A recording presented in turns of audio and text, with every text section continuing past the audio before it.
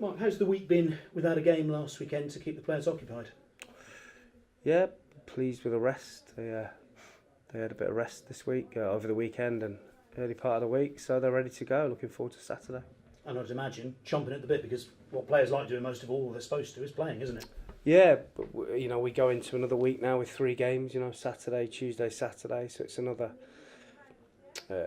full-on week which we have to be ready to commit to and really attack it.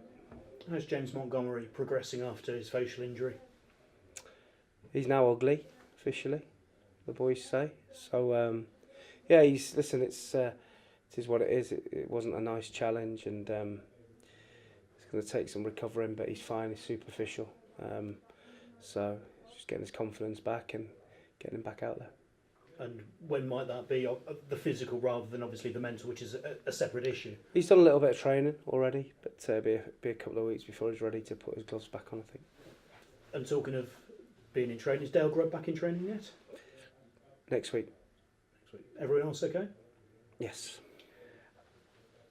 Notts County, potentially very difficult game because of where they are. They'll be scrapping for absolutely everything, and they showed last week against Lincoln that they can upset the odds. Yeah, they've got, when you look at their team that played on Saturday against Lincoln, they've got a little bit of everything. They've got some good experience with good characters in there. John Stead, brilliant professional. Craig McHale-Smith, Michael Doyle, outstanding player in the last few years and got promotions out of this league for fun. And great competitor, Jim O'Brien. So they've got a lot of good characters in there with some good young legs and 2 exciting wide players. So it's a game that we're looking forward to. We fully respect their threats, but we have to do what we do, and if we play well, like I always say, we have a chance to win. It's a club that can, well obviously, but can turn around, I suppose, in both directions very, very quickly, isn't it? Has their season surprised you? Yes, I think at the start of the season they're people's favourites because of the money they were reportedly spending on wages, and the chairman was bringing these players in on big wages and transfer fees that you'd have to expect them to be up and around it. But it just shows you that money doesn't guarantee you everything. So it's been disappointing for them. So it's a really big club at this level, and they'll be really hoping that they can get enough points to stay in the league. Conditions obviously around this time of year very difficult to contend with. How have you got to adapt your game, if at all, to that? Yeah, we've got to do whatever it takes. I mean, our pitch is not in good shape at all, and we're going to have to adapt a little bit to the conditions. And but that's what it is. It's winter, and we have to adapt to that and do whatever we need to do to win a game. And presumably the first thing is you've got to battle, haven't you? You've got to win the ball, and you've got to be able to, I suppose, make good decisions. Yeah, you've got to win your personal battles, and you've got to do all of that. You've got to do all of that. You've got to fight, scrap, but you still got to be able to be calm and get the ball down when the chance arises. The reserves had a game and a win on Tuesday. How pleasing was that? I mean, Sean Mikulski, a hat-trick, sort of steals the headlines, doesn't he? Yeah, the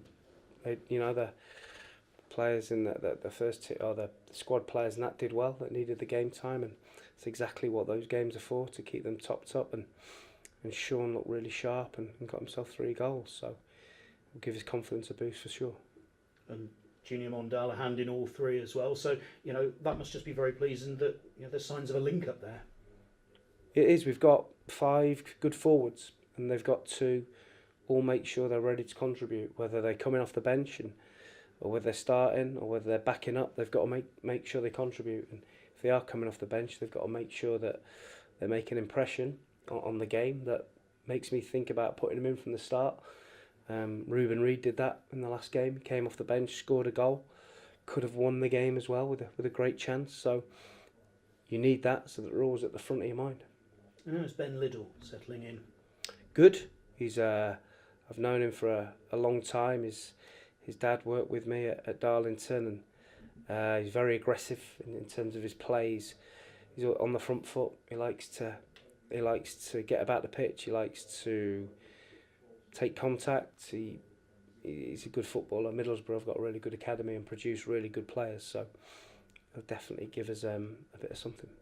And you've benefited from that Middlesbrough link. Are the lads in the dressing room teaching everyone else how to speak Smoggy? Yeah, they're on about Palmos as well. Anyone who knows from Middlesbrough knows what that is.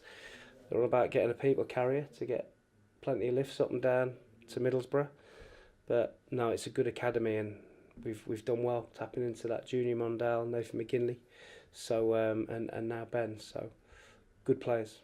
Thank you. Good luck. Thank you. Mark, we saw Talon Campbell leave on loan on deadline day. Was that something he pushed for, or was it something you felt would be benefit for him? No, his agent pushed for it, and said that he wanted to leave, and felt that he should be in the team in front of all the other strikers, and we probably felt we had one too many, so it made sense for us to let Tav go.